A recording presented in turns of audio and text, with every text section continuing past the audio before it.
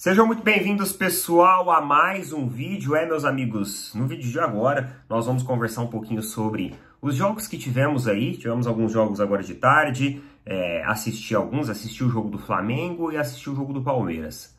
Acompanhei um pouco da goleada, e que senhora goleada, hein, que o Santos levou. E algumas semanas atrás, o Santos tinha zoado o Vasco. Nós tivemos o jogo lá de Santos versus Vasco, na Vila Belmiro, e o locutor, na hora de anunciar os clubes, falou que o Vasco era o time com mais participações na Série B da história, né? Dando uma zoada nos caras. Só que parece que o Santos vai dar a mão. Vai dar a mão pros caras e vai, mano, porque levou de 7-1. O Santos tomou de 7-1 e e olha só, o que me chama mais atenção não é nem o Santos perder de 7-1. O Santos está na zona de rebaixamento, o saldo de gols agora do Santos disparou no negativo, tanto que, mesmo com a derrota, mesmo com o Vasco sofrendo a derrota para o Flamengo, o Vasco continua na frente do Santos. Só que assim, mano, o que me chamou a atenção foi que na semana passada, o Palmeiras perdeu do Santos. O Palmeiras perdeu do Santos, mano. O Palmeiras conseguiu perder do Santos com o mando de campo. Isso mostra o quão desconstruído, emocionalmente abalado, o time do Palmeiras está. E a respeito da exibição que o Palmeiras fez hoje, o Palmeiras não fez uma boa exibição lá em Curitiba. Saímos com a vitória, 2-0, uma vitória importantíssima, só que é o seguinte, os gols foram de um lateral e de um zagueiro. Gustavo Gomes e Piquerez, na minha opinião hoje, são os jogadores talvez mais sólidos, mais decisivos da equipe do Palmeiras. E aí você olha e fala assim, porra, Neto, mas legal, lateral decidindo, zagueiro artilheiro, tudo isso é muito bacana. Mas cadê os centroavantes? É a pergunta que eu faço. O Palmeiras começou ali com Flaco Lopes e Breno Lopes, né, nas linhas ofensivas. É um jogo muito mal organizado, taticamente falando. Aos 6 minutos, né, dos 6 minutos para os 7 minutos, o Palmeiras levou uma pressão do Coritiba, que até resultou em um gol, só que o jogador estava impedido. O jogador que originou uma das jogadas que foi responsável pelo gol, ele estava impedido, foi corretamente anulado, obviamente, só que dentro desse lance aí, que foi entre 6 e 7 minutos, teve vários erros de marcação e vários erros defensivos, porque o Palmeiras estava praticamente com todos os jogadores dentro da pequena área, só que ao mesmo tempo que estava com todo mundo dentro da pequena área, ninguém conseguia fazer uma marcação decente a ponto de espirrar essa bola aí para o outro lado do campo, enfim. Ninguém. Falha de marcações grosseiras do Palmeiras. Palmeiras fazendo uma partida pífia no início do jogo. Depois, da metade do jogo para frente, quando o Gustavo Gomes faz o jogo, que obviamente resultou de uma bola parada, porque os setores de criação do Palmeiras simplesmente eles não funcionavam. O Palmeiras até roubou um pouco da posse de bola no primeiro tempo depois, conseguiu se estabilizar, mas mesmo assim não conseguia criar. Algumas tomadas de decisões muito erradas, tanto do Breno Lopes quanto do Flaco Lopes. O Flaco Lopes, ele tem medo de finalização. Pô, ele tá na frente do gol, velho, com uma puta de uma possibilidade de finalizar. Ele vai e me toca a bola pro lado. Eu acredito que é um jogador bom. Não acredito que o Flaco Lopes seja fraco. Não acredito que ele seja um bagre. Acredito que ele é um bom jogador. Mas ele precisa... Qual que é o problema do Palmeiras? Eu vejo que o problema do Palmeiras é o seguinte. O Palmeiras ele se acomodou em um esquema tático baseado em contra-ataques e velocidade, certo? E a pressão das linhas adversárias. E agora o Palmeiras precisa organizar, arrumar um outro jeito de jogar. Então você pode observar que jogadores de velocidade e jogadores pontas que caem pelas diagonais, né, ou vão em profundidade, eles costumam se acostumar e se adaptar ao estilo de jogo do Palmeiras. Não é o caso do Flaco Lopes. O Flaco Lopes é um jogador de linhas terminais. Ele é um jogador de linhas terminais, ele é um jogador de fazer parede, ele é um jogador de jogada aérea. Então ele precisa ser o homem de referência ali para que as jogadas se afunilem nele. E ele tenha essa... Então assim, mano, ele tá sem ritmo, ele tá desconexo do esquema tático da equipe. Ele junto com o Breno Lopes não funcionou legal. A prova disso é gol de lateral e gol de zagueiro. E, mano, se você for puxar ali, ó, o histórico, faz mais de um mês que o Palmeiras não faz gol realmente de centroavante, né? De centro ofensivo ali.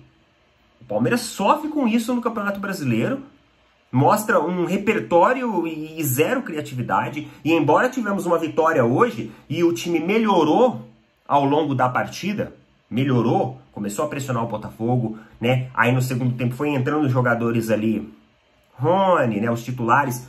O time se ajustou melhor, só que mesmo assim não foi efetivo. Então tem que corrigir muita coisa, é hora do Palmeiras se reinventar. E isso precisa acontecer.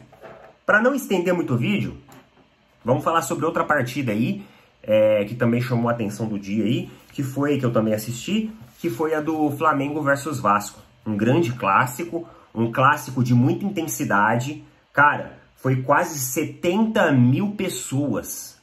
Quase 70 mil pessoas no Maracanã. A torcida fez uma festa linda, nem vou comentar a respeito das situações extra-campo que aconteceram e que, infelizmente, fazem parte de um retrato social do nosso futebol, de um retrato social, de um retrato cultural, uma série de alicerces ali da nossa sociedade que, infelizmente, acaba repercutindo em notícias negativas como essa. Não vou falar sobre isso, vamos falar aqui sobre as rodadas, sobre os jogos. E, cara, foi um jogo bom, tá? Eu acho que o Vasco melhorou muito no seu segundo turno. É um time mais organizado, é um time mais povoado nos seus meios campos, é um time que quando ele volta, ele consegue boa contenção, né? Ele consegue quebrar a criatividade ofensiva das equipes adversárias, só que, mesmo assim, não foi páreo para o Flamengo. E o Tite, ele estreia bem no Flamengo. Estreou com uma vitória contra o Cruzeiro, agora uma vitória num clássico contra o Vasco. Vitória importante essa. E uma dos pilares mais importantes dessa vitória, eu acho que tem ali principalmente a entrada do Gabigol. O Gabigol, ele entra e faz a jogada em velocidade, dando ali um supetão para frente, em profundidade, para fazer com que a bola seja cruzada na área, onde ele encontra o Gerson novamente, que já havia participado da jogada ali atrás. Então foi uma boa movimentação de ambos os jogadores.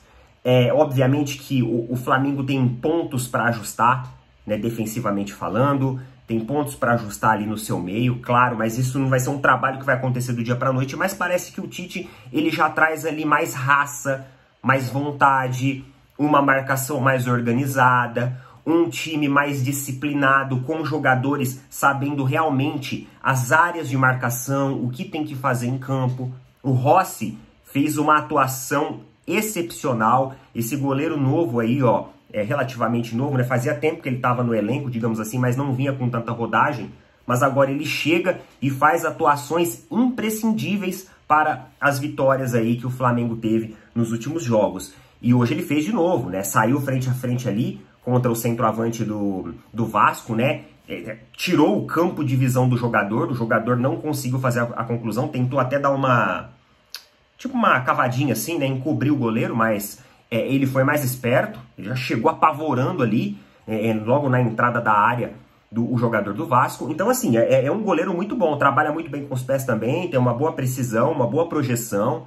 É um goleiro extremamente seguro, até mesmo na postura corporal ali, é um goleiro extremamente seguro. E eu acho que, pô, foi uma boa contratação dos caras. Eu acho que conforme ele for pegando mais minutagem, ele tende a ficar cada vez melhor. Então, defensivamente, eu acho que o Flamengo melhorou, cara, em relação a Vitor Pereira, em relação a Sampaoli. Defensivamente, no contexto como um todo, o Flamengo melhorou sua marcação assim de maneira absurda, de maneira exponencial. O meio-campo do Flamengo também está mais povoado, é mais difícil passar pelas linhas intermediárias do time do Flamengo. E ofensivamente também, obviamente que se espera-se mais pela qualidade dos jogadores. Eu não gosto de ver o Bruno Henrique tão, como que eu posso dizer, lateralizado. Eu gosto do Bruno Henrique caindo pela diagonal. Eu acho que ele fica mais provocativo, ele consegue quebrar mais linhas, ele consegue limpar mais marcação. E também uma partida excepcional, por exemplo, do Arrascaeta, mano, que não conseguia jogar porque era muito marcado. Só que teve faltas importantes, claras ali, chances de gol para o Flamengo, e uma boa movimentação do jogador dando vida àquele setor central ali, conseguindo fazer a distribuição das jogadas. A marcação do Vasco estava bem ajustada e estava muito boa, neutralizando muito bem os seus espaços. Mas mesmo assim, o time já mostra um esboço, um escopo tático diferente daquele que a gente via lá com Vitor Pereira, São Paulo, etc, e etc. E agora a situação que a gente tem aqui, ó, vamos dar uma olhada na nossa classificação no Brasileirão.